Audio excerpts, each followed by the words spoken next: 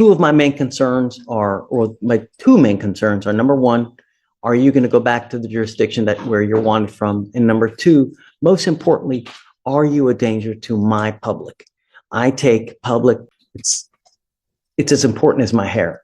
You know what I mean? It's that important, right? Because I don't want anything to happen out there with my name attached to a bond. I try everything in my power to ensure that everybody's protected. And I see that you're wanted for a really serious case. It's an armed robbery, right?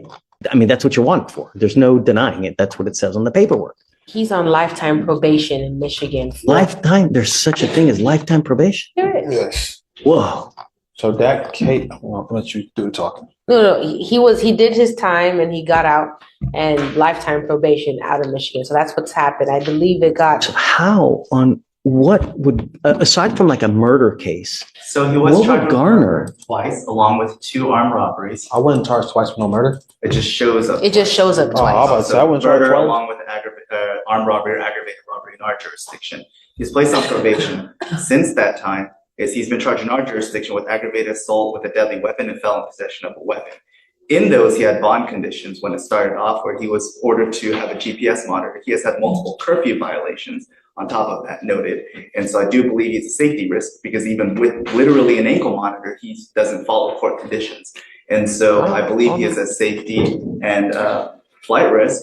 And the fact that there was a weapon involved with multiple witnesses, some of them children, even threatening to murder them, is that I would be opposed to a bond being set. Also, it should be noted that because of the way the probation was transferred, I can't confirm, so I can't approach on it yet. But from what I see on the system is that he moved the probation to Texas, which means there's an ICA. But I don't have the documents, which is why I can't present them. If there's an ICA hold, he's ineligible for a bond, because that's an ICA hold. I don't have it, which is why I can't stay. But if I get the documents. Interstate compact agreement. I understand.